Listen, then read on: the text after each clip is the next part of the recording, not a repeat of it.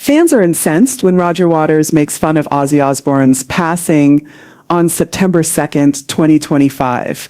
A video of Roger Waters of Pink Floyd making snide and contemptuous remarks about the recently departed Ozzy Osbourne went viral, sparking a fury in the music industry. Waters' decision to unprovokedly assault the heavy metal legend's reputation just 6 weeks after the Prince of Darkness's death from Parkinson's disease sparked one of the most savage blowback in rock history.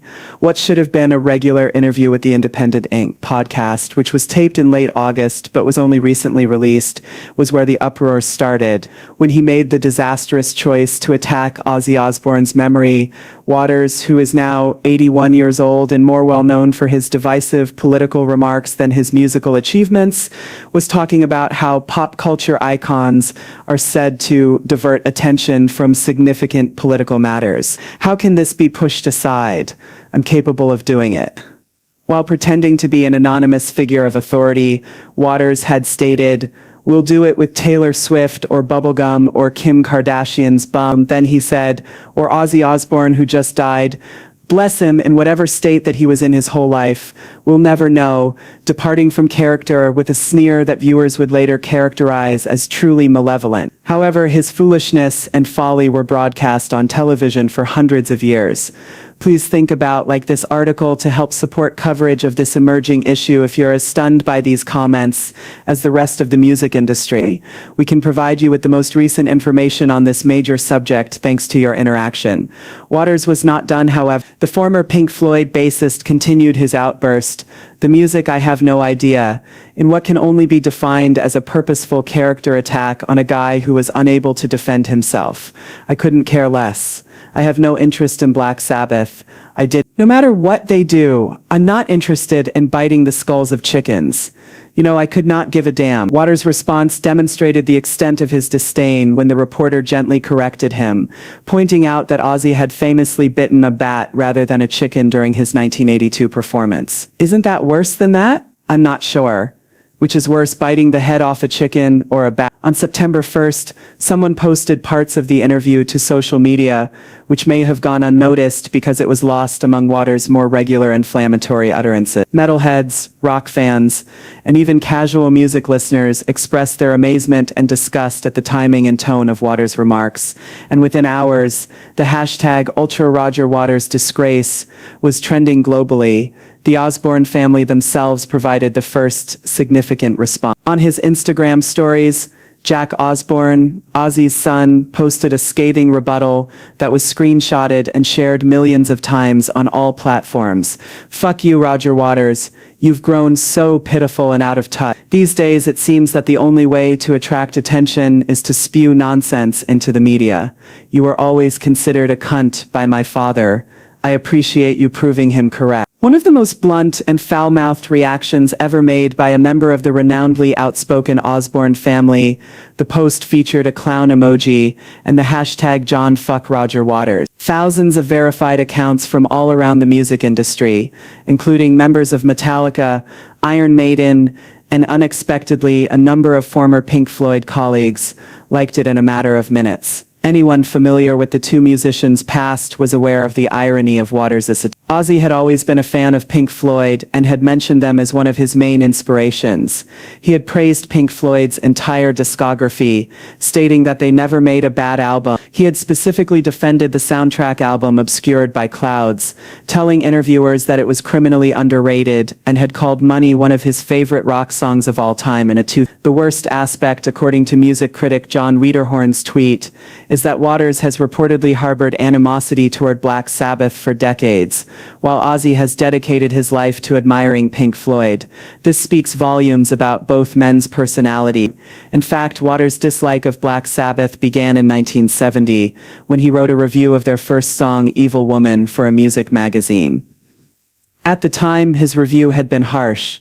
Well, I'm almost at a loss for words. That 1970 review, written by a young musician criticizing his peers, was very different from the 2025 attack on a recently deceased legend. You keep thinking it's going to start. You think that for the first minute, but then, if you are really perceptive, you realize it isn't going to start and that's all there is. Many others felt that the timing, which was only 6 weeks after Ozzy's passing, was especially opportunistic and cruel. After being largely silent on social media following her husband's death, Sharon Osbourne finally made a dignified yet heartbreaking remark. "For 57 years, my spouse brought happiness, relief, and hope to millions of people worldwide. He publicly fought his demons, never feigning perfection and constantly striving for improvement." Ozzy would have been devastated to learn that his respect wasn't reciprocated, but he would have also laughed at the notion that someone felt so threatened by his legacy that they felt the need to attack him after his death. To attack his memory while his family is still grieving shows a level of cowardice and cruelty that I didn't think existed in our industry, the statement went on. It was a rapid and unified response from the music business, with Ozzy's longtime Black Sabbath bandmate Tony Iommi making a rare social media statement, "Rock and roll will remember who showed grace and who showed smallness." Roger's remarks demonstrate that he doesn't grasp Ozzy's music or his influence. He made hope in despair and joy in darkness, something Roger obviously doesn't understand. James Hetfield of Metallica was more blunt. There wouldn't be Metallica without Black Sabbath, and there wouldn't be heavy metal as we know it without Ozzy. Even non-metal musicians denounced Roger Waters' remarks, saying, "We'll take Ozzy's honesty and power any day. Waters can keep his prog rock pretenses." The outcry went well beyond musicians when Sir Paul McCartney, who rarely gets involved in business conflicts, commented, "Music should unify us, especially in times of loss. There's no reason for such brutality against a fellow artist's memory." Ozzy's openness about his battles with addiction and mental illness has helped destigmatize these issues for countless fans, according to mental health advocates. Susan Chen, a music therapist who has worked with several heavy metal musicians, told Rolling Stone that Ozzy's willingness to be vulnerable, to admit his mistakes and struggles, has probably saved more lives than Roger Waters will ever know. Fans started using the hashtag #OzzyHelped to share stories of how Ozzy's music had helped them through difficult times. The controversy grew when old video of Waters making similar disparaging remarks about other musicians who had passed away surfaced. In a 2019 interview, he had made snide remarks about Kurt Cobain, and in 2021 he had dismissed the entire grunge movement as noise for angry teenagers.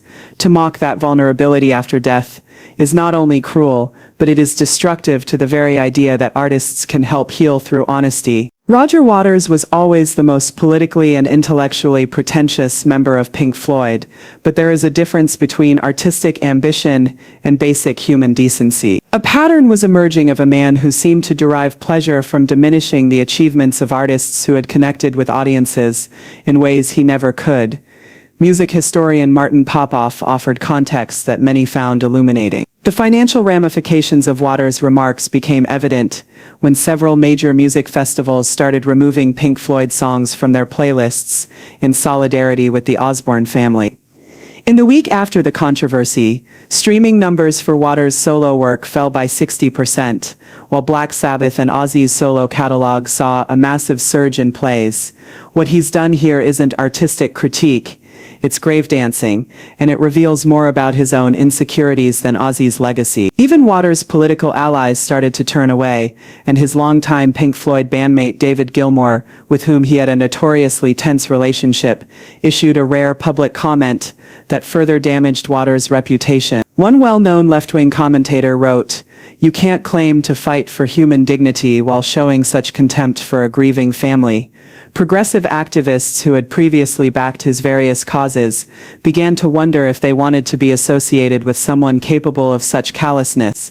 When Birmingham City Council, the birthplace of both Ozzy and Tony Iommi, said that Pink Floyd songs would no longer be played at any city-sponsored events until Mr. Waters demonstrated the fundamental deference that our city's musical icons merit, the matter gained international attention. Mental health organizations that had supported Ozzy during his struggles with addiction and Parkinson's disease also voiced their opinions, with the Lord Mayor of Birmingham calling Waters' remarks an insult to one of Birmingham's greatest cultural ambassador. The National Alliance on Mental Illness went further, noting that Ozzy's candor about his mental health issues had inspired thousands of people to seek help. The Parkinson's Foundation, which had profited from Ozzy's advocacy and fundraising efforts in his last years, also condemned any attempt to trivialize or minimize someone's battle with this debilitating illness. According to their statement, to disparage that bravery is to disparage everyone who has ever battled mental illness.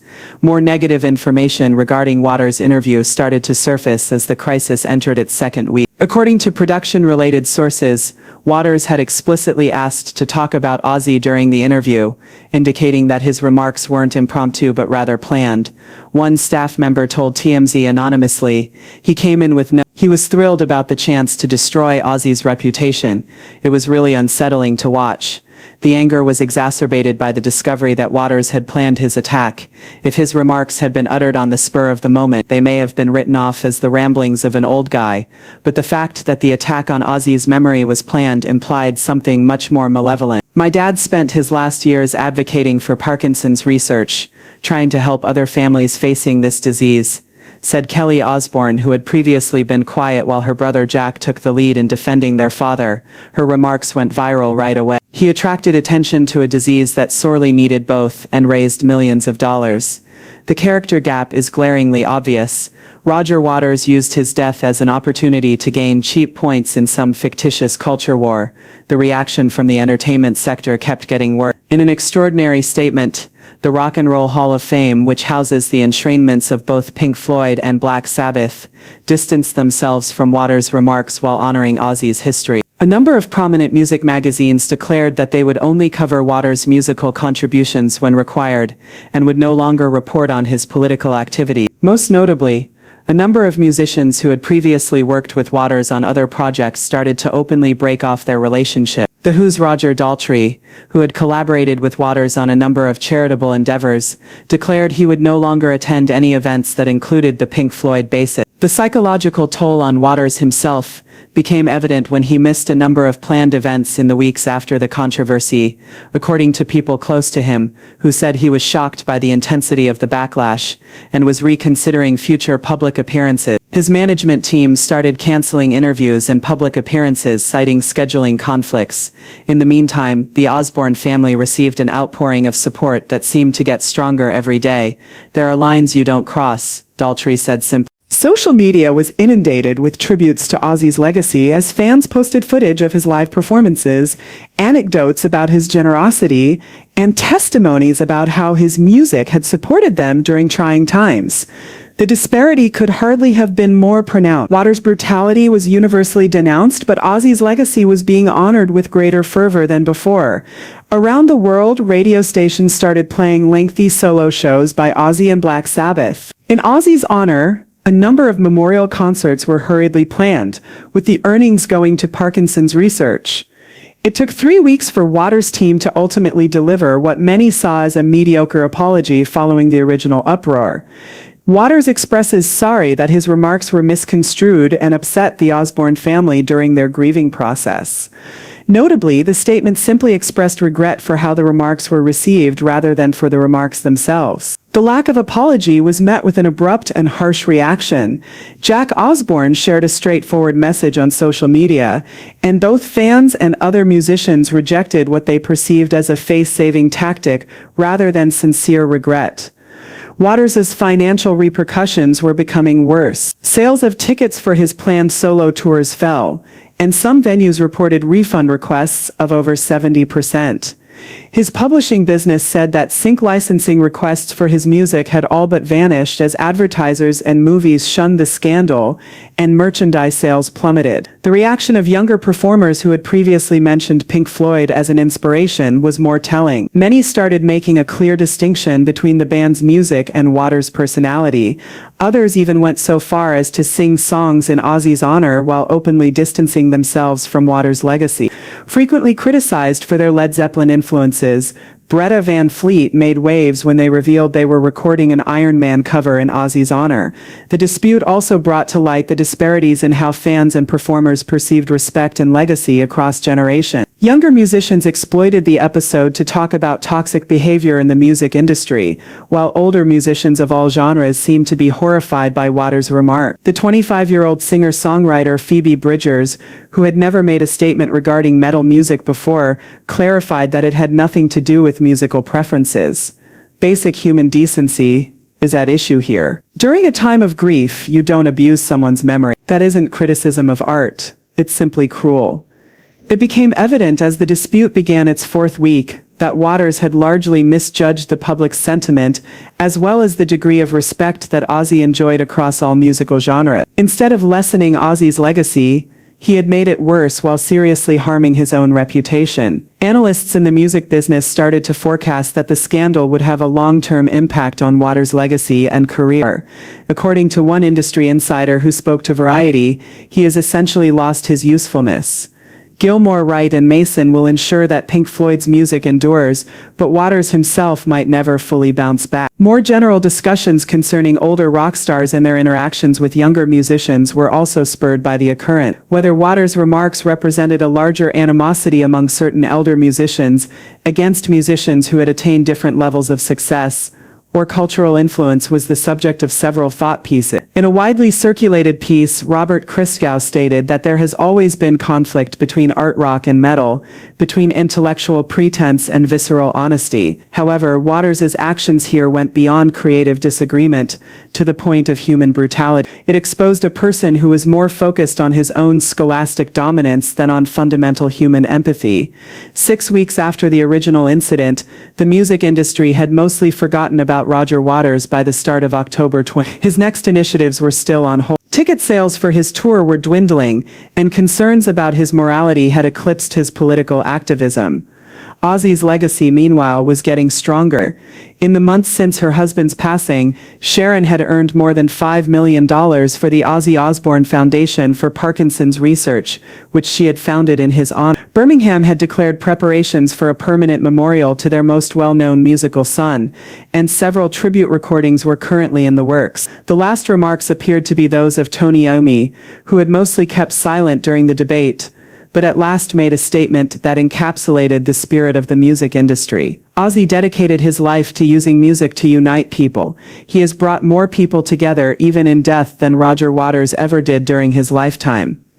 You can learn all you need to know about both men from that. The full extent of Ozzy Osbourne's influence on music and culture was made clear by the Roger Waters incident. Waters had unintentionally reminded the world why the Prince of Darkness had been so adored by attacking him. His openness, his sensitivity and his readiness to relate to others via their suffering and optimism. Waters' attempt to undermine Ozzy's legacy ultimately had the opposite effect. It had demonstrated to the music industry the distinction between academic supremacy and emotional truth, between artistic pretense and genuine connection, and between someone who advocated for human dignity and someone who genuinely embodied it. The scandal would be remembered for what it revealed about Roger Waters, not for what it revealed about Ozzy Osbourne, whose legacy was safe. He had exposed the emptiness of his claims to moral authority and the poverty of his own character by assaulting a deceased man. His fire blazed brighter than ever, but the Prince of Darkness was no more. Meanwhile, Roger Waters had proven to be just what Jack Osbourne had described him as: pathetic, out of touch, and frantically trying to get attention by disparaging better men. The music industry has reached a unified decision. While Ozzy Osbourne's memory remained unassailable and beyond criticism due to the genuine love and respect of millions of fans who knew true creativity when they heard it, Roger Waters had shamed himself. However, it was not the end of the story. As November 2025 drew near, fresh information kept coming to light that strengthened Ozzy's legacy while solidifying the harm done to Waters' character.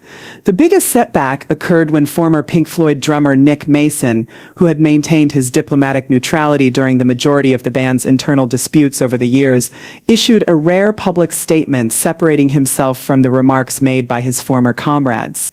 In a BBC radio interview, Mason stated, "Roger has always been passionate about his opinions, but there's a difference between passion and cruelty. What he said about Ozzy crossed a threshold that I never imagined any of us would cross." Mason's willingness to publicly criticize Waters signaled that the bassist had truly distanced himself from even his oldest musical partnerships. Mason's statement was especially damaging because he had been the only member of Pink Floyd to maintain relationships with all the other members, acting as a diplomatic bridge during their most contentious period. The controversy took a further turn when investigative music journalists started looking more closely at Waters' past public statements about other artists.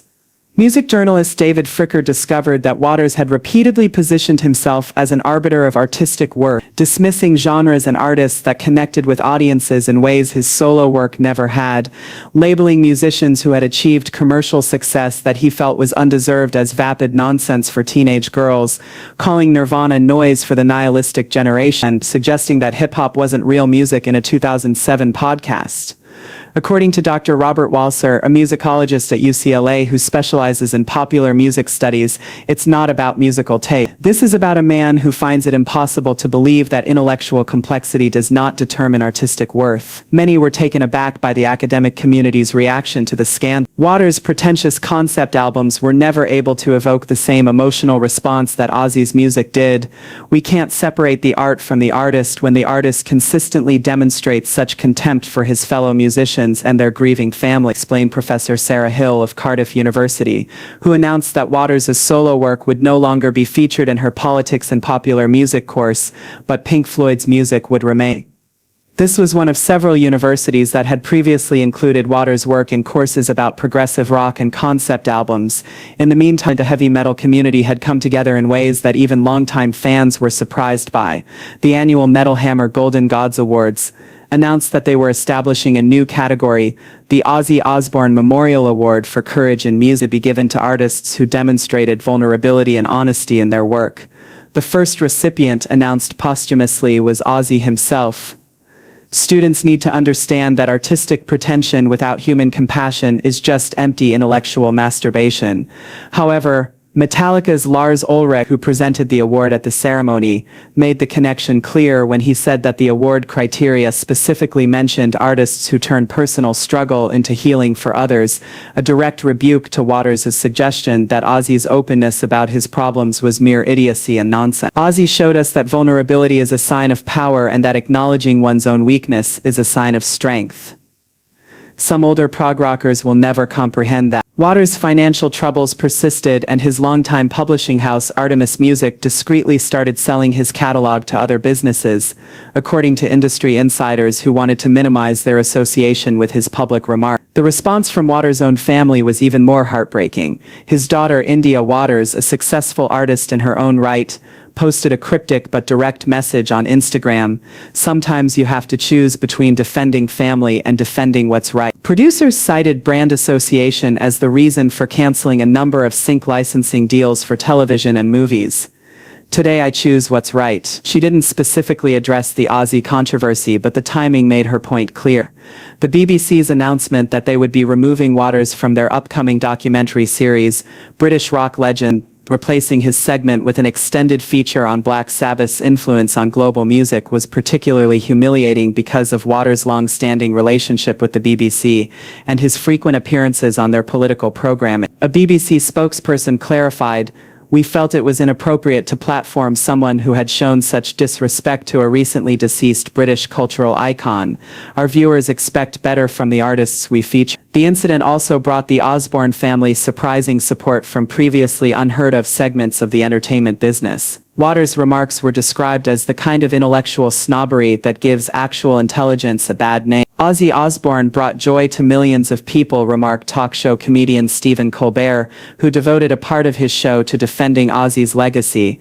Waters' Roger brought, what? Ostentatious talks about what? As the controversy entered its third month, psychiatrists and grief counselors started to weigh in on the psychological ramifications of Waters' actions. "I'll take the guy who admits he's crazy over the guy who thinks he's enlightened any day." The late-night television response was especially harmful to Waters because it exposed the controversy to audiences who might not have heard of either musician, portraying Waters as an out-of-touch elitist attacking a beloved cultural figure. Attacking someone right after their death is one of the most psychologically aggressive things that can happen, according to grief counseling expert Dr. Jennifer Martinez, who spoke to Psychology Today. There's an almost universal human instinct to allow a period of mourning before criticism, Dr. Martinez explained. To go against that inclination is a sign of either deliberate cruelty or severe psychological disorder. In any case, it exposes a person who lacks basic empathy. The public's comprehension of why Waters' remarks had sparked such widespread disgust was further enhanced by the clinical examination of his actions. It went beyond industry politics and musical preferences. It had to do with basic human decency. The last and possibly most significant setback to Waters' reputation came during the 2025 holiday season. The organizers of the annual Christmas in Birmingham concert, a charity event that supports the Ozzy Osbourne Foundation for Parkinson's Research, made it clear that all musical genres are welcome to take part in celebrating our city's greatest musical son with their performance. Many people took the comment to be an explicit invitation to other Pink Floyd members besides Waters. In fact, David Gilmour shocked everyone by declaring that, in remembrance of the music Ozzy cherished, he would do an acoustic solo set that included early Pink Floyd tracks. The move was interpreted as Gilmour's last act of detaching himself from the unhealthy relationship with his former bandmate. Exactly 5 months after Ozzy's passing, on December 22, 2025, 80,000 people attended the concert at Alexander Stadium in Birmingham. The lineup featured everything from Ed Sheeran delivering an acoustic version of Paranoid to Tony Iommi performing Black Sabbath favorites. Waters' loneliness contrasted sharply with the variety of performers that came together to celebrate Ozzy's memory. As Sharon Osbourne noted in her concluding remarks, Ozzy always said that music should bring people together. The event earned almost $3 million for Parkinson's research. Even in death, he's building bridges while others destroy them. Tonight demonstrates that he was correct. An unexpected source provided the last word on the controversy. After first merely denouncing Waters' remarks in passing, Paul McCartney gave Rolling Stone a thorough interview in which he considered the incident's wider ramifications for the music business. In my 60 years in this business, I've witnessed artists at their best and worst, but I've never seen someone so willfully cruel to a bereaved family. McCartney remarked, "No amount of artistic pretense can cover up the poverty of spirit that Roger's actions indicate." Ozzy was adored due of his authenticity. As one of the few musicians whose reputation rivaled that of both Pink Floyd and Black Sabbath, McCartney's remarks carried extra weight. Roger is now reviled because he showed us something very ugly about himself. His readiness to so harshly denounce Waters was the last straw that destroyed the bassist's standing in the music industry. The extent of the harm became evident as 2025 came. In addition to ruining his own reputation in the music business, Waters unintentionally produced one of the most potent homages to Ozzy Osbourne's career. The world had been reminded of all that made Ozzy unique by the widespread disapproval of his remarks. His openness, his vulnerability, and his capacity to relate to people from all walks of life. Possibly the most terrible irony was the last. Waters' attempt to minimize Ozzy's cultural influence by labeling his music idiocy and nonsense has sparked a global discussion about what music is really about. The response given by millions of fans, musicians, and industry insiders was clear: genuineness, compassion, and the capacity to make others feel less isolated in their difficulties. For decades, Roger Waters had positioned himself as the serious musician who took rock music above the level of enjoyment and served as Pink Floyd's intellectual conscience. Ultimately, though, it was Ozzy